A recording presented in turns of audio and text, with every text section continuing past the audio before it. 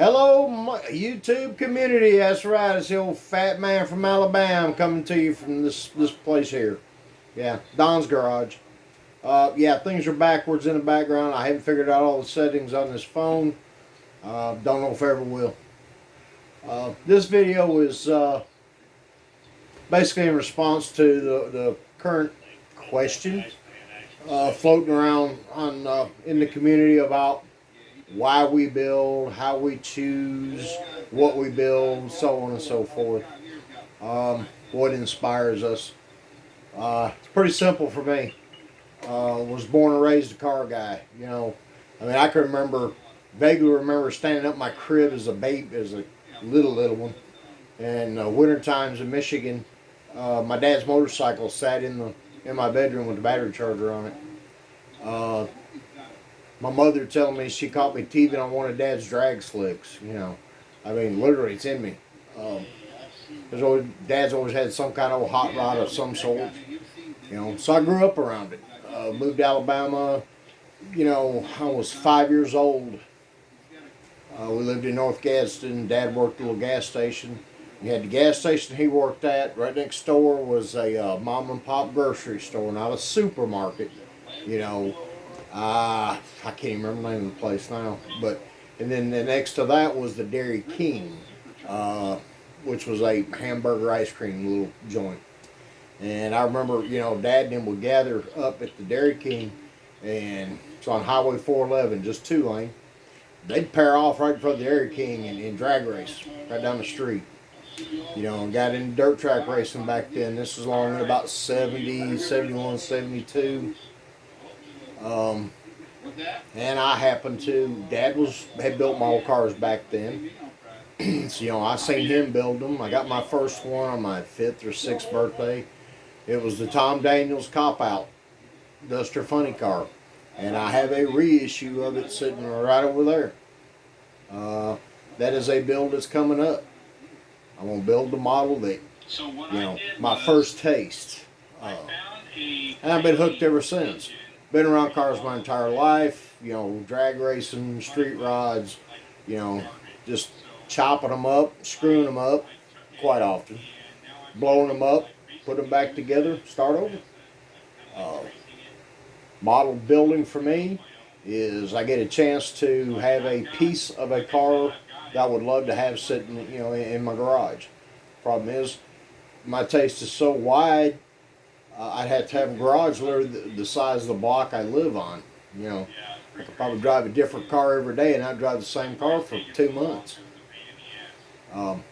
That's, unless I hit tonight's Powerball, that ain't gonna happen. Chances of me hitting a Powerball are slim and none. I didn't buy a ticket. So, my taste for cars, stock don't happen here. Closest I've got to a stock model is I have my grandfather, my mother's dad. I have his 76 Eldorado Promo that my grandmother got him for Christmas that year, 1976. I'll do a video about that. I don't want to get into it because it's not a sensitive subject, just it tugs at the heartstrings and my eyes start leaking, stuff like that. And I don't really want to do that right now. The next thing closest to being stock here is the 72 Chevrolet ramp truck I'm building. The cabin chassis, motor, and trans will be stock. It's got a scratch-built bed on it. I scratch-built the stretch frame. So there's fab work involved in it. It's going to haul a hot rod. So, I just enjoy cars. I'm not financially set to play with the real ones, so... And my skills on a real one isn't quite as good as the skills on a model car. So, that being said, I do good to keep my daily on the road. It's just it. I'm into street rods, muscle cars, drag cars. Got a little taste for the old NASCAR. I've been looking at the J.R. Salvino NASCAR kits. There's a few of them I'm interested in. Just I don't see it happening. I got too much stuff here to build. I don't need to be adding to it. I'm going to. I just don't need to. I have multiples of certain kits because I have more than one idea for that body, or for that model. Um, I buy multiples of some kits because I need the majority of the parts for other cars. I scratch build and I kit bash. That's my big thing. I'm looking at 3D printed parts, wheels and tires primarily. Um, my models are, if you want to loop them into a contest type deal, everything I build is curbside oriented. You know, not into all the detail anymore. I just want to build models and relax. This is my styrene sanctuary here, folks. I don't. Contest bug bit me years ago. Kicked my butt. Basically, burnt me out. This is the flathead I'm working on. I don't enjoy the competition side anymore. I just want to build model cars. So I'm off here on YouTube and Facebook. Do a couple of how I do videos, show you how I achieve what I done. If it helps you, awesome. You thank me for it, that's my trophy. That's better than something that's going to hang on the wall or sit on the shelf, something else to dust and clean off. Take a chance to get knocked over and broke. I live in a small home. To be honest with you, my model car shop is bigger than my living room, to give you an idea. We've got a little hot rod truck sitting just outside the door here. We kind of want to play with it. Money is the big issue. I mean, it's got to have a couple of grand, probably $1,000, maybe $1,500 to get it back to rocking and rolling. But it's too slow for one thing, too fast for other. So, what do you do? I'm 55 years old now. All I want to do is build cars. I've constantly got car ideas rolling around in the old Bone Dome here. And I'm not going to, there's over 300 in here. I won't live long enough to build them all, but I'm going to give it a hell of a shot. Some of these cars, I'm going to do some loose replicas of some of the cars my dad had. When we moved to Alabama, he had a 55 Chevrolet two-door post car. I think it was a 210 series. Wicked little 55, small block, 4-speed car. He wasn't the top dog on the streets around here, but they all knew him. They knew they lined up alongside him. They better have it all together, because they gonna give him a hell of a run for the money. Word was the car run like mid-12s in the quarter. We're talking about a street daily driven car when it wasn't broke. Daily driven in early 70s. They had no tires on anything. So, run mid-12s. That's cooking along pretty good. Little red truck we got sitting there, it run on motor, run a 13.0. On the juice, run a low 12. Trap speeds in a quarter about 117. Not bad. Till you look at what other street cars are running these days, thing's a pig. But it's fun to drive. So, that's I just build models of cars I like, I want.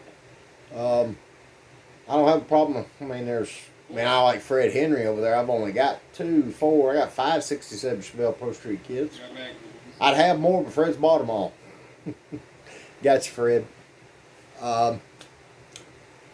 Cars here, 2000, year 2000 is about all the only reason why I got a 2000 model, I got a couple of Dodge Dakotas up there, and that's just happens to be what my daily driver is a 2000 Dodge Dakota. So I'm going to build a loose replica of my daily driver and build what I would like it to look like.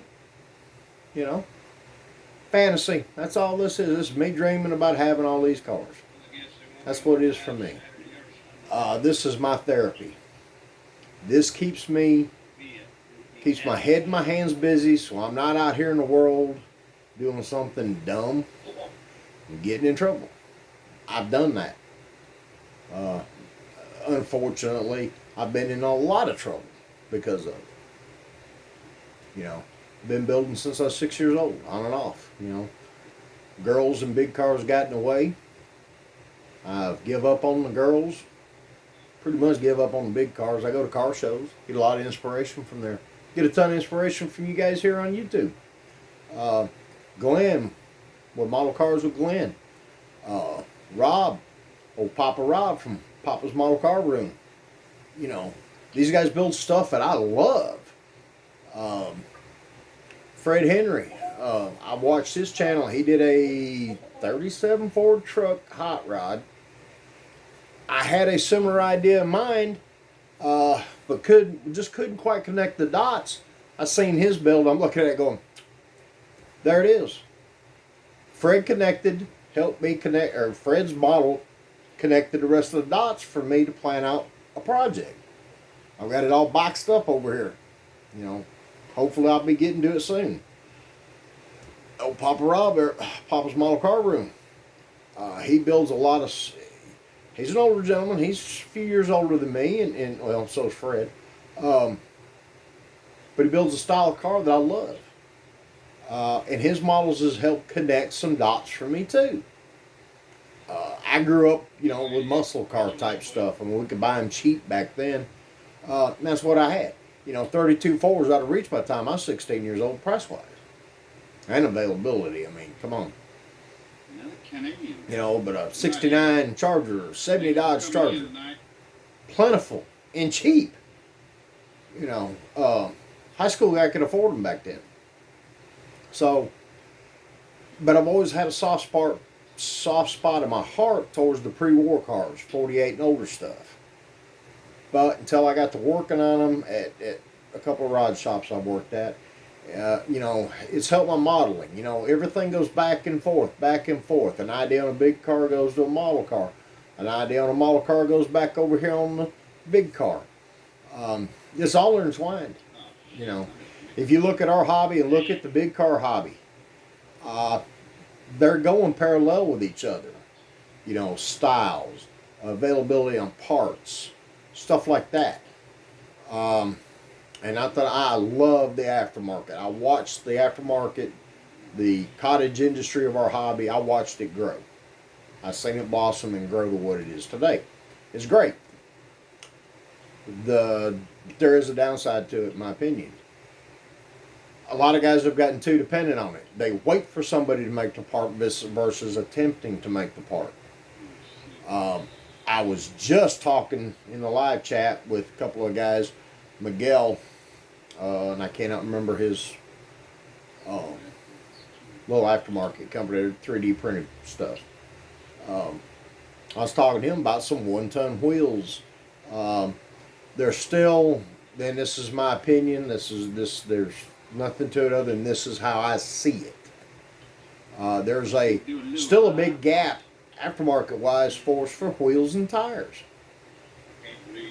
I have a couple of sets of big and biggers. You know, I got some 19 and 23 inch combinations over there and I plan on using, but I'm not a big fan of that because it goes back to the traditional hot rods I'm trying to build in customs. Steelies, different hubcaps instead of wheels, just a hubcap.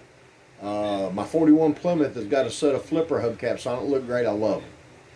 But I've got a few sets, but I don't want to put flipper hubcaps on every pre-war car I build.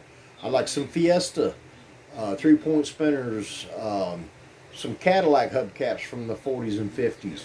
Those were real popular for guys to put on their little hot rod they were building at home. You know, aftermarket wheels hadn't really come out for the big cars yet. Wide white walls in various sizes. These are things we're still missing in our hobby as far as I'm concerned. These are things we need. There's still guys wanting to build traditional cars. It ain't just me. And scratch building tires, I have not figured it out. I don't think I want to. I've scratch built some wheels, so to speak. You know, use this set of hoops, this wheel face, and stuff like that. But if they were readily available aftermarket wise, I would buy, you know, multiple sets at a time. Engine components a little bit. There's some flathead stuff I would like to have for some open hooded roadsters and you know, traditional hot rods. A twin turboed 632, I'd take 2, maybe 3, if that many. Wheels and tires, though, add-ons, like some Turnpike Cruiser skirts. And these are things you could, a 3D printer could produce multiple of. They would be inexpensive to us. Prices of the kits today, I just have to be more selective. There's kits in here I have multiple of. I bought cheap. I did that for trading purposes. You know, the Surfshark wagon, you know, that Round 2 released about a year ago, I guess. You know, I bought them right, and I got one that was 6 of them. I bought them for about half of what they're selling for on the internet. I've already traded one off. I plan on keeping 2. The others are for trading purposes to get some stuff that I want. You know, stuff like that. So, and this video's running long, guys. I'm rambling again. Sorry about that. Awesome question, guys. I hope my answers were understandable. If it's your first time viewing my channel, hey, consider subscribing. It's cheap. Dirt cheap. It's free. If you like what you see, smash the little like button down there. It don't take but about a second and a half to hit the like button. And it helps us creators get our stuff out there. The more likes it gets, the more it goes into play. Which brought up for other people that are looking for model information, videos, whatever. The more likes we get, the more it gets offered up as, you know, to someone new. And like I said, it doesn't take just a second and a half. Go like, you're done. If you like what you've heard here, look through my archives. You like what you see, hit the subscription button. Ring the little notification bell. Again, it's free. That's all it is. We do this. This is me and most of the YouTubers, or some of the YouTubers I know. This is us trying to entertain others. Talk about something we love or passionate about.